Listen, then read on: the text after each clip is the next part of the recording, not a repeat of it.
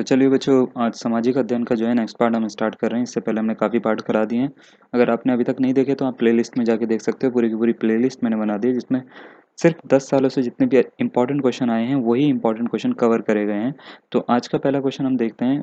Question number 91 से हम start कर रहे हैं। पूछा गया है कि दिल्ली स्थित शांतिवन किसका समाधि स्थल है। यानी किसका समाधि स्थल है दिल्ली में, जो शांतिवन है ना, शांतिवन बाग है ये।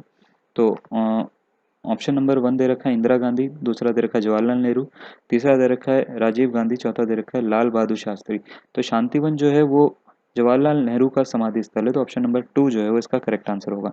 नेक्स्ट है अमजद अली खां किस विद्या से संबंधित हैं। सितार बजाते थे वो, सरोद, या तबला बजाते थे, या संतूर। ठीक है, तो वो सरोद बजाया करते थे।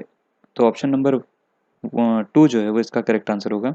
नेक्स्ट है एशियन ड्रामा पुस्तक किसने लिखी है, इसके लेखक कौन है। Gunnar Myrdal, Leo Tolstoy, Maxim Gorky, या मुल्क राज आनंद।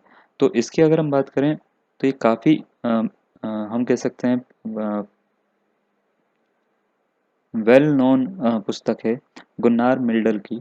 तो ऑप्शन नंबर 1 जो है वो इसका करेक्ट आंसर होगा। नेक्स्ट है चीनी यात्री फायांग किसके शासनकाल में भारत आए। तो काफ़ी बार काफ़ी एग्जाम में ये क्वेश्चन पूछा जाता है। मैंने काफ़ी एग्जाम में ये क्वेश्चन देखा है। चंद्रगुप्त मौर्य, चंद्रगुप्त प्रथम, हर्षवर्धन, या चंद्रगुप्त द्वितीय। तो काफ़ी बच्चे क्या करते हैं, इसका आंसर चंद्रगुप्त तो सबको याद रहता है, लेकिन ये नहीं पता कि कौन सा प्रथम है, मौर्य है, द्वितीय है। तो द्वितीय के शासनकाल में आया था वो। ऑप्शन नंबर 4 जो है वो इसका याद कर लीजिए आप, ये इसका करेक्ट आंसर होगा। नेक्स्ट है स्वराज दल के संस्थापक में से कौन थे। इनमें 4 बोले हैं आपसे, कौन कौन थे। ठीक है, महात्मा गांधी थे, मोतीलाल नेहरू थे, जवाहरलाल नेहरू थे, विपिन चंद्र पाल थे। तो स्वराज दल की अगर हम बात करें तो इसमें मोतीलाल नेहरू भी एक आदमी थे जो इनके संस्थापकों में शामिल थे। तो ऑप्शन नंबर 2 जो है वो इसका करेक्ट आंसर होगा। 96 पे आ जाते हैं बच्चों। 96 में आपसे पूछा गया है कि भारतीय राष्ट्रीय कांग्रेस और मुस्लिम लीग में ने लखनऊ में कब एक समझौते पर हस्ताक्षर किए थे। 1916 में करे थे, 1914 में करे थे, 1918 में किए थे, या 1942 में किए थे। तो मुस्लिम लीग का पूछा गया है कि लखनऊ में कब समझौते पर हस्ताक्षर हुए थे। तो ये जो है अगर हम इसकी बात करें तो इसका ऑप्शन नंबर 1 है, 1916 में हस्ताक्षर हुए थे ये। तो ये इसका करेक्ट आंसर होगा। नेक्स्ट है भारतीय संविधान की प्रस्तावना में कितनी बार संशोधन किया जा चुका है। तो प्रस्ताव तो इसका ऑप्शन आपको दे रखे हैं कि 1 बार, 2 बार, 4 बार, या 3 बार। प्रस्तावना में संशोधन कितनी बार हुआ है ये आपसे पूछा गया है। तो पहले तो मैं आपको बता देता हूँ, प्रस्तावना में जो संशोधन हुआ है वो सिर्फ एक ही बार हुआ है। इसमें कुछ वर्ड्स हमारे जोड़े गए थे, जैसे सोशल है, सोशलिस्ट, ये सारे वर्ड्स जो हैं वो सारे के सारे जोड़े गए थे। उसके बाद सुप्रीम कोर्ट का ऑर्डर आया था कि भारतीय संविधान में आप कहीं पे भी संशोधन कर सकते हो, लेकिन उससे संविधान का जो है आपका जो मजबूत ढांचा है, जो बेसिक ढांचा है, उस पर कोई चेंज नहीं आनी चाहिए। तो उसके बाद प्रस्तावना में कोई भी इसमें संशोधन नहीं किया गया उसके बाद से अब तक। तो ऑप्शन नंबर 2 जो है वो इसका करेक्ट आंसर है, सिर्फ एक ही बार हुआ है। नेक्स्ट आ जाते हैं 98 के ऊपर। 98 में आपसे पूछा गया है कि गुर्जर किस राज्य से संबंधित होते हैं। गुर्जर, ठीक है, उड़ीसा, कर्नाटक, महाराष्ट्र, या उत्तर प्रदेश। तो गुज्जर जो हैं वो उड़ीसा से संबंधित है। यहाँ पे गुर्जर की बात हो रही है, गुज्जर की बात नहीं हो रही, वो हरियाणा वाले होते हैं, वो अलग होते हैं। ठीक है बच्चों। नेक्स्ट है भारत की संसद में कौन कौन शामिल होता है। लोकसभा, राज्यसभा, राज्यसभा राष्ट्रपति, लोकसभा राष्ट्रपति, लोकसभा राज्यसभा, और राष्ट्रपति। तो ऑप्शन नंबर 4 जो है वो इसका करेक्ट आंसर होगा। ये तीनों मिलकर भारत की जो है वो एक संसद बनाते हैं, लोकसभा, राज्यसभा, यानी हम उपसदन की बात करते हैं और इसकी बात करते हैं, और राष्ट्रपति, ये तीनों मिलके। तो ऑप्शन नंबर 4 इसका करेक्ट आंसर होगा। नेक्स्ट क्वेश्चन की ओर आते हैं। नेक्स्ट क्वेश्चन आपको दे रखा है भारत के उपराष्ट्रपति का चुनाव कौन करता है।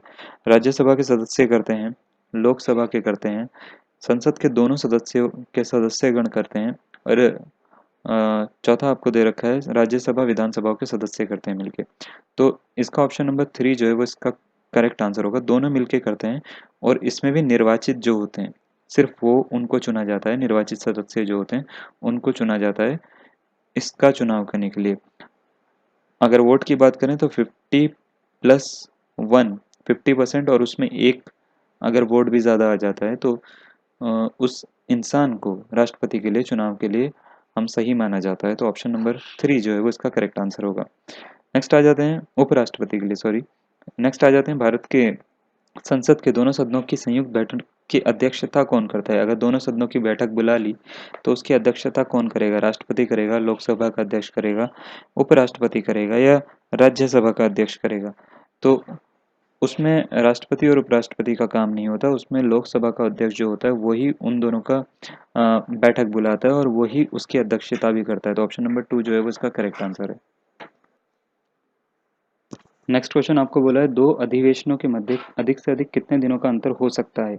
1 महीने का, 2, 3 या 6 महीने का? तो ऑप्शन नंबर 2 इसका करेक्ट आंसर होगा। अधिक से अधिक जो है 2 महीने का ही समय हो सकता है, उसके बाद उससे पहले के पहले आपको यानी उसके अंदर ही अधिवेशन करना पड़ता है। तो नेक्स्ट क्वेश्चन की ओर आते हैं। नेक्स्ट क्वेश्चन है भारतीय संविधान द्वारा कारखानों और खानों में ऐसे बच्चों को रोजगार देना वर्जित किया गया है जिनकी आयु सीमा कितनी है कम से कम? तो 10, 12, 14 या 18? तो 14 वर्ष से कम उम्र के जो बच्चे हैं उनको जो है किसी भी कारखाने या खानों में आप रोजगार नहीं दे सकते। तो ऑप्शन नंबर 3 जो है वो इसका करेक्ट आंसर होगा। नेक्स्ट है राष्ट्रपति और उपराष्ट्रपति दोनों की अनुपस्थिति में भारत के राष्ट्रपति के कार्यों का निष्पादन कौन करता है? यानी अगर राष्ट्रपति और उपराष्ट्रपति दोनों में से कोई भी ना हो तो उनका पदभार कौन संभालेगा? प्रधानमंत्री, मुख्य न्यायाधीश, वित्त मंत्री या लोकसभा अध्यक्ष? तो अगर ऐसा कभी हो गया कि राष्ट्रपति भी एब्सेंट है और उपराष्ट्रपति भी नहीं है तो उस समय जो है मुख्य न्यायाधीश सुप्रीम कोर्ट के यानी जो जज होते हैं वो उन दोनों का जगह संभालेंगे। तो ऑप्शन नंबर 2 जो है वो इसका करेक्ट आंसर होगा। नेक्स्ट है कौन सा ऐसा संघ राज्य क्षेत्र है जिसका अपना एक उच्च न्यायालय है?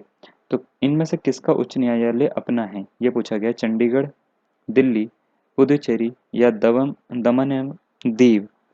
तो अगर हम इसकी बात करें तो बड़ा आसान सा क्वेश्चन है। दिल्ली का जो है दिल्ली में ही हाई कोर्ट है तो इसका अपना एक उच्च न्यायालय। तो ऑप्शन नंबर बी यानी 2 जो है वो इसका करेक्ट आंसर होगा। नेक्स्ट आ जाते हैं उच्च न्यायालय का न्यायाधीश अपने त्यागपत्र किसको देगा? ठीक है, तो किसको देता है? ये मुख्यमंत्री को देता है, राज्यपाल को देता है, प्रधानमंत्री को देता है या राष्ट्रपति को देता है? तो अगर हम उच्च न्यायालय की बात करें, न्यायाधीश की बात करें या उपराष्ट्रपति की बात करें, ठीक है, या राज्यपाल की बात करें, तो ये सारे के सारे जो हैं ये जो अपना त्याग पत्र जो होता है वो राष्ट्रपति को देते हैं। तो ऑप्शन नंबर 4 जो है वो इसका करेक्ट आंसर होगा। नेक्स्ट है प्रथम वित्त आयोग का गठन कब किया गया था? सन 1950 में, 1951 में, 1952 में, 1956 में? तो प्रथम वित्त आयोग का जब गठन हुआ था वो 1951 में हुआ था। तो ऑप्शन नंबर 2 जो है वो इसका करेक्ट आंसर होगा। नेक्स्ट आ जाते हैं इंटर सर्विसेज इंटेलिजेंस आईएसआई कहाँ की गुप्तचर संस्था है? भारत की, पाकिस्तान की, कनाडा की या चीन की? तो ये तो बहुत आसान सा ऑप्शन है। तो ऑप्शन नंबर 2 जो है वो इसका करेक्ट आंसर होगा। आईएसआई जो है वो पाकिस्तान की है। नेक्स्ट क्वेश्चन की ओर आ जाते हैं 109 की ओर। क्वेश्चन आपको दे रखा है हर्मिट ऑफ शिमला किसे कहा जाता है? हर्मिट ऑफ शिमला की बात करिए, ये किसे कहा जाता है? महात्मा गांधी को, खान अब्दुल गफ्फार खान को, राजीव गांधी को या एओ ह्यूम को? तो ऑप्शन नंबर 4 जो है वो इसका करेक्ट आंसर है। एओ ह्यूम को हर्मिट ऑफ शिमला भी कहा जाता है। नेक्स्ट आ जाते हैं 1906 यानी 1906 के कलकत्ता में हुए कांग्रेस अधिवेशन में सर्वप्रथम किसने स्वराज की मांग की थी? बाल गंगाधर तिलक ने, जवाहरलाल नेहरू ने, महात्मा गांधी ने या दादा भाई नेरोजी ने? तो अगर इसकी हम बात करें सबसे पहले कांग्रेस में जो ये वाला जो अधिवेशन हुआ था 1906 वाला, तो दादा भाई नेरोजी ने कहा था कि हमें स्वराज यानी स्वराज की मांग करी थी। तो ऑप्शन नंबर 4 जो है वो इसका करेक्ट आंसर होगा। नेक्स्ट है प्रथम विश्व युद्ध के समय किसको रिक्रूटिंग सार्जेंट कहा गया था? वल्लभ भाई पटेल को कहा गया था, जवाहरलाल नेहरू को कहा गया था, महात्मा गांधी को कहा गया था या दादा भाई नेरोजी को कहा गया था?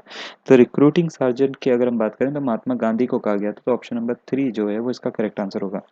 नेक्स्ट है किसको मदर ऑफ इंडियन रेवोल्यूशन भी कहा जाता है? मार्गरेट नोबेल, मैडम कामा, कस्तूरबा गांधी या सरोजनी नायडू? तो इंडियन रेवोल्यूशन की बात करेंगे, इस मदर ऑफ इंडियन रेवोल्यूशन के नाम से किसको जाना जाता है? तो अगर हम इसकी बात करें ये मैडम कामा को नाम जाना जाता है। तो ऑप्शन नंबर 2 जो है वो इसका करेक्ट आंसर है। नेक्स्ट है किस वर्ष मुस्लिम लीग ने मुक्ति दिवस मनाया था? 1938, 1936, 1934 या 1939 में? तो इसकी अगर हम बात करें तो 1936 में मनाया गया था ये। तो ऑप्शन नंबर 2 जो है वो इसका करेक्ट आंसर होगा। नेक्स्ट है जब्ती प्रणाली का जन्मदाता कौन है? अकबर, जहांगीर, टोडरमल या हेमू? तो जब्ती प्रणाली जो है सबसे पहले जो स्टार्ट करी थी वो करी थी हेमू ने। तो ऑप्शन नंबर 4 जो है वो इसका करेक्ट आंसर होगा। क्वेश्चन आपको दे रखा है कि इलाही गज का प्रचलन किसने करवाया था। इलाही गज की बात हो रही है। बाबर ने करवाया था, हुमायूं ने कराया था, अकबर ने कराया था या औरंगजेब ने कराया था। तो इलाही गज जो है ये काफ़ी इंपॉर्टेंट है और आपसे पूछा भी जाता है हर एग्जाम में। ये अकबर ने करवाया था, तो ऑप्शन नंबर 3 जो है वो इसका करेक्ट आंसर होगा। तो चलिए बच्चों, आज के लिए इतना ही। धन्यवाद।